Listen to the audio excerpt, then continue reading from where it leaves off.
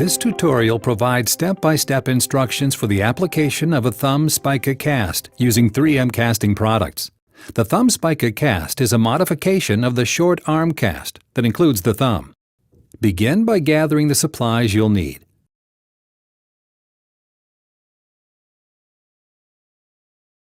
Keep your supplies within easy reach during cast application.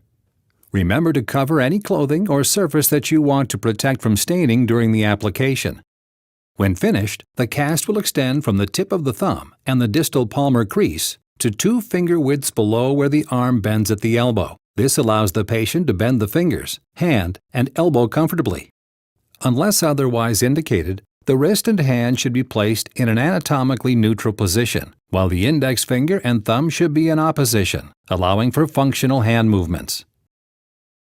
Make sure the patient is in a safe and comfortable position, and ensure you're able to easily cast the arm and maintain proper body mechanics. Let's get started. First, cut the 3M synthetic cast stockinette long enough to extend from the patient's fingertips to just above the elbow. Remember, the stockinette becomes shorter as it widens in diameter. Roll the stockinette into a donut shape for easy application.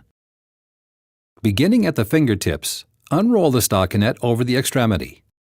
Pinch the stockinette at the base of the thumb, pull it away from the skin, and with the scissors against your fingertips, cut through the stockinette. This method assures the thumb hole is appropriately placed and the correct size. Next, cut a piece of short 1-inch stockinette. At one end of the stockinette, make a 2-inch longitudinal cut. Slide the stockinette over the thumb and ensure the tip of the thumb is visible. Using a piece of 3M microfoam tape, secure the 1-inch stockinette to protect the wrist.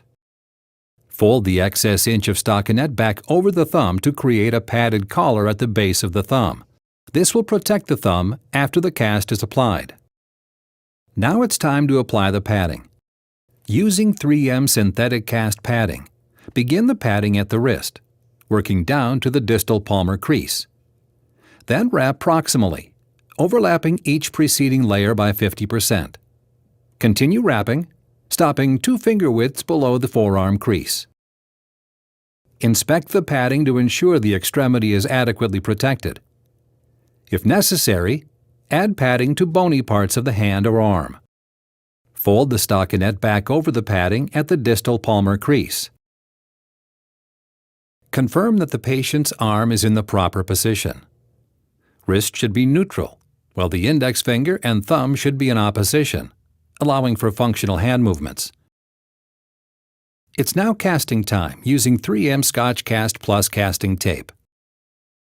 Put on examination gloves to protect your skin from cast resin.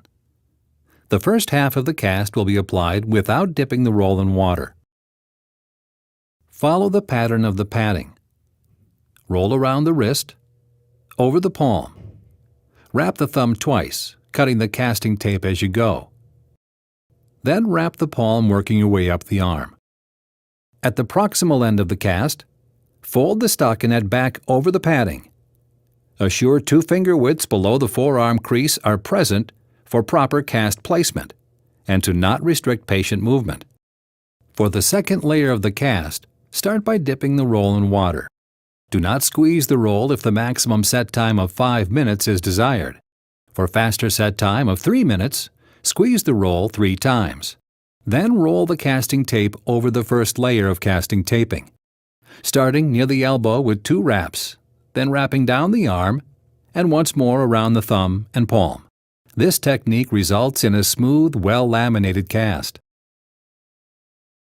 Rub the cast by keeping palms flat to avoid the creation of pressure points that can lead to soft tissue complications. Place the flats of your hands on the medial and lateral aspects of the forearm and apply gentle pressure to achieve a mold that blocks rotation of the forearm. Mold the palm of the cast by holding the patient's thumb between your thumb and forefinger and pressing the ball of your hand into the palm